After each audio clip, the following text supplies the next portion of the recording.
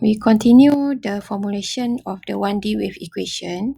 So previously, we see the model up to this form, okay, where we still have many variables. The dependent variables that we have are rho, u, capital T, theta, and f. Okay, so what we do next is we divide this model with delta x.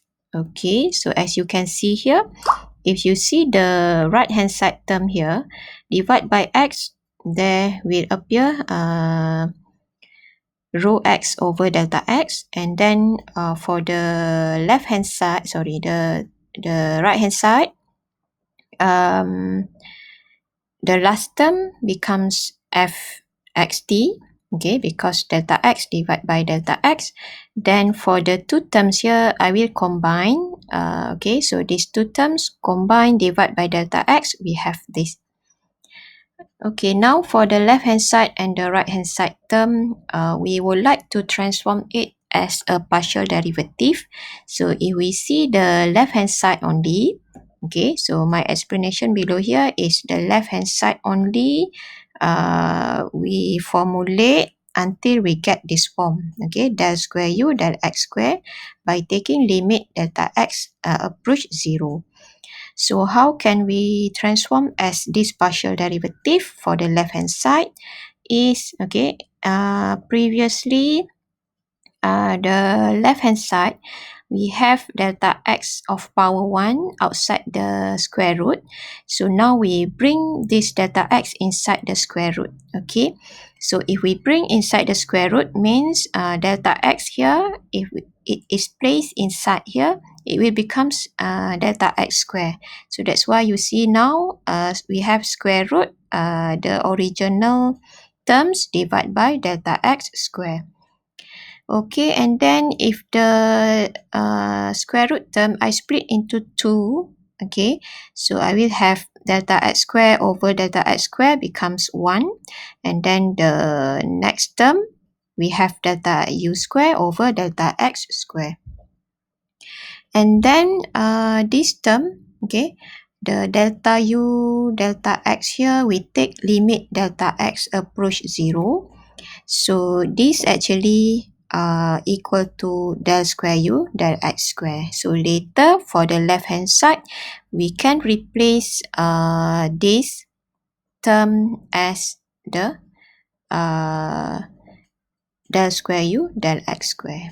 Okay, so beginning from this, we express as this. So next, after taking limit inside square root here, the second term becomes del square u del x square. So now is for the right hand side term. The second term on the right is no problem. We can let it remain. But for the first term on the right also we have in the form of delta x. Okay, so we take limit delta x approach 0 for the tension force on the right. Okay, so this is comes from tension force. So here actually it will become del x of t sine x, sine theta. So why do it becomes this? Because it comes from the calculus. Okay, from the calculus, we know that okay, if we see here, if I consider limit delta x approach 0, we have t at point x plus delta x minus t at point x over delta x. Okay, from calculus, this is equal to del t del x. Okay, but in this case, we have t multiplied with sine theta. So means that, okay, I will change the form here. Okay, this is just recall from calculus. So if we have t multiplied with delta x, so now is if I take limit delta x approach 0, the term that we have is t multiplied with sine theta. Okay, at point x plus delta x minus the same term t multiplied with sine theta. Okay, but at point x over delta x, so this becomes del x t sine theta. So that's why for the tension force here, we combine it together, divide by delta x, then taking limit, we get this form in the form of partial derivative. So now for the left hand side term, we replace the right hand side term also we replace. So now the model becomes, okay, here after replacing, the left hand side becomes this form, and now the right hand side replace the tension force like this. We get this form of equation, but still it contains many variables. We still have t, theta, rho, f, and u. Okay, so now we consider for a small vibration where theta much less than 1, theta small. So in this case, actually cos theta is close to 1. Okay, so this gives tangent theta equal to sine theta. This is because, okay, I will explain one by one. For that, why is cos theta is close to 1 here?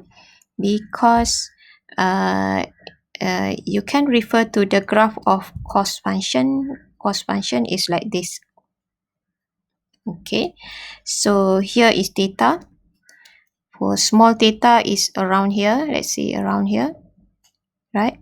So see the value is close to 1. Okay, so that's why we have cos theta close to 1 for small vibration. Hence, tangent theta equal to sine theta. This is because this comes from the formula for tangent theta is equal to sine theta over cos theta. So since cos theta is close to 1, that's why we have tangent theta equal to sine theta. And then we also have the following expressions. Tangent theta is equal to grad u over delta x. So this expression comes from the diagram here. Okay, we have here is theta. Here is delta u. Below here is delta x. So from this diagram, we get tangent theta equal to grad u over grad x. So again, this form, usually we will take limit delta x approach 0. So in this case, we will get okay, tangent theta equal to del u del x. Okay, taking limit delta x approach 0 for this function. This expression becomes del u del x. And del u del x much less than 1. This is according to the tangent function, okay, for a small delta. So means here, the term from the previous model, del square u del x square, is much less than 1.